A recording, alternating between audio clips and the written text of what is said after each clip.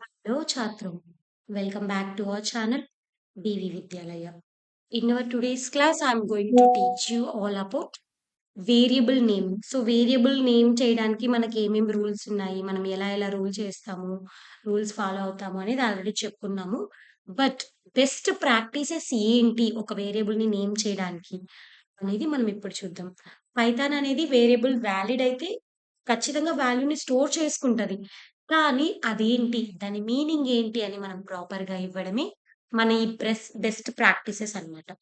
So, for example నేనిక్కడ equal to 23,000 అని store చేసుకుంటా ఉన్నాను. ఓకేనా? ఇప్పుడు మనము ఈ ఎక్స్‌ని ప్రింట్ చేసినప్పుడు కూడా వాల్యూ అనేది మనకు డిస్‌ప్లే అవుతది. కానీ ఏంటి? ఎక్స్ అనేది ఏంటి? అదొక variable. Okay. But what is the meaning of that particular X? So, it is not meaningful right? ఇప్పుడు మీకు, నాకు ఎక్స్ అనేది జస్ట్ మనం ఒక వేరియబుల్ అని చూసుకుంటాం. కానీ మనం ఏదైనా పెద్ద పెద్ద ప్రోగ్రామింగ్ లాంగ్వేజెస్ యూజ్ చేసి అండ్ దెన్ పెద్ద పెద్ద కోడింగ్ ప్రాజెక్ట్స్ ఏదైనా చేసాము అనుకోండి.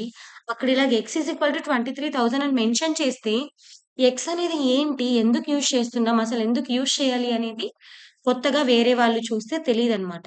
అంటే మనం తీసుకునే వేరియబుల్ అనేది ప్రాపర్ మీనింగ్‌తో ఉండాలి. అలాంటప్పుడు ఏం జరుగుతుందిరా అంటే, అసలు ఏంటి ఆ వేరియబుల్‌ని మనం ఎందుకు యూజ్ చేస్తున్నాము అనేది వేరే ప్రోగ్రామర్స్‌కి కూడా అర్థమవుతది. అదే మనం ఇక్కడ సాలరీ అనే వేరియబుల్ తీసుకుందాము. ఇక్కడ సేమ్ 23,000 అనేది స్టోర్ చేసుకొని రన్ చేసుకుందాం. ఒకవేళ మనం ఇప్పుడు ఈ సాలరీ ఎంత అని ఎవరైనా అడిగారు, ప్రింట్ చేయాలి అనుకుంటే ఏం చేస్తాము? జస్ట్ సాలరీ అని స్టోర్ చేసుకుంటాం. ఇక్కడ ఎక్స్ ఈజ్ ఈక్వల్ టు 23,000 ఇక్కడ సాలరీ ఈజ్ ఈక్వల్ టు 23,000 సేమే.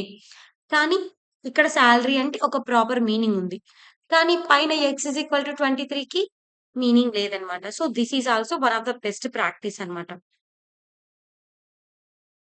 నెక్స్ట్ ఫర్ ఎగ్జాంపుల్ ఇప్పుడు మనం ఏ, బి అని చెప్పేసి కొన్ని వేరియబుల్స్ తీసుకుందాం.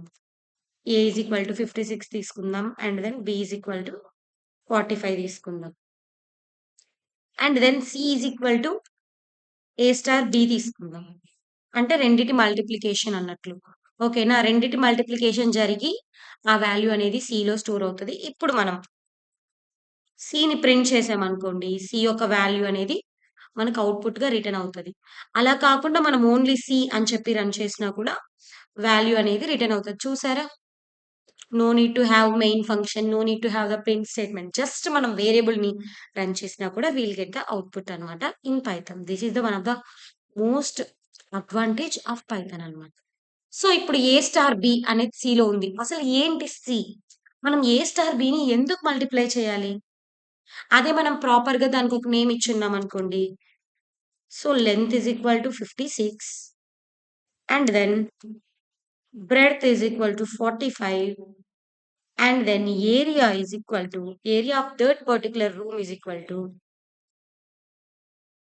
length into breadth అన్నమాట. ఇప్పుడు మనం సేమ్ వాల్యూస్‌ని ఒక పర్టిక్యులర్ మంచి మీనింగ్ ఉన్న వేరియబుల్‌కి ఇచ్చాము అంటే we can easily understand what it is. So, next ఎవరైనా ప్రోగ్రామర్స్ దాన్ని యూజ్ చేస్తున్నప్పుడు కూడా దాని మీనింగ్ అనేది ఈజీగా వాళ్ళకి అర్థమవుతుందన్నమాట. ఇప్పుడు మనం ఏరియాని ప్రింట్ చేయాలి అంటే జస్ట్ ఇక్కడ సీన్ ఎలా కాల్ చేసామో same way we have to call that again అన్నమాట. This is how the good practice of variable means and this is how a good variable name should be అన్నమాట. తర్వాత ఇప్పుడు నేను జస్ట్ ఇప్పుడు దాకా నేమ్, ఏజ్, సాలరీ అని print చేశాను. ఏం సాలరీ? ఏం నేమ్? ఏం ఏజ్? ఇవన్నీ కావాలి కదా! So, some of the good variable names అన్నమాట. దాన్ని కూడా ప్రింట్ చేద్దాం మనం.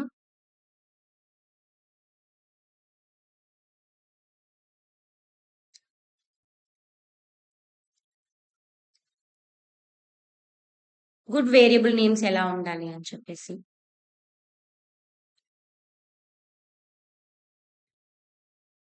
వీటికి కొన్ని ఎగ్జాంపుల్స్ గూడా మనం ఇప్పుడు చూద్దామనమాట. ఊరికే నేమ్ అని ఇవ్వకుండా స్టూడెంట్ నేమ్ అని తీసుకుందాం. అంటే నార్మల్ నేమ్‌కి, స్టూడెంట్ నేమ్‌కి we have good meaning right? తర్వాత టోటల్ మార్క్స్ అని ఇవ్వచ్చు. అండ్ దెన్ ఏజ్ అని ఇవ్వకుండా స్టూడెంట్ ఏజ్. ఇప్పుడు నేను డీవీ విద్యాలయాన్ని కూడా జనరల్‌గా నేమ్ అనే దాంట్లోనే స్టోర్ చేసుకున్నాను. అదే ఇప్పుడు ఛానెల్ నేమ్ అని గూడా మనం ఇవ్వచ్చనమాట. అండ్ దెన్ ఇప్పుడు నేమ్ అని తీసుకున్నప్పుడు చరిత తీసుకున్నాము, డీవీ విద్యాలయ తీసుకున్నాం.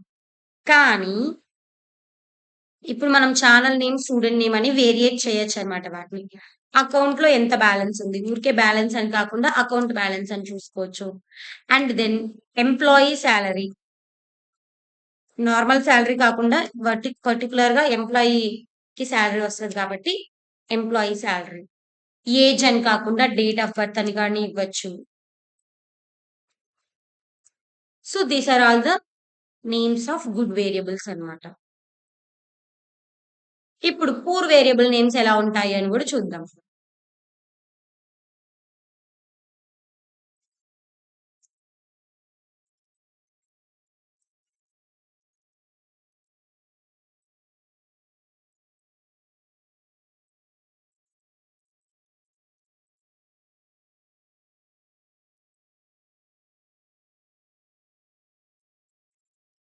ఫర్ ఎగ్జాంపుల్ ఎక్స్ అని ఇవ్వడం, వై అని ఇవ్వడం, జెడ్ అని ఇవ్వడం, ఇంకా ఏబీసీడీలు ఇవ్వడం, ఇంకా నేమ్ అని ఇవ్వడం. మనం ఇందాక డేటా 9 అని తీసుకున్నాం. నేమ్ 9 అని తీసుకున్నాం. ఓకేనా? నేమ్ 11 అని తీసుకున్నాం. ఇవన్నీ బ్యాడ్ వేరియబుల్ నేమ్స్ అన్నమాట. ప్రాపర్ మీనింగ్ ఉండేలాగా ఇవ్వాలి మనం ఏమిచ్చినా. So, this is the various differences between how we have to give the names for the variables clearly and neatly అన్నమాట. And in the next class, I will teach you about how we can build small real world programs using these variables. Until then, keep learning, keep growing. Bye bye, Chatrum. Thank you.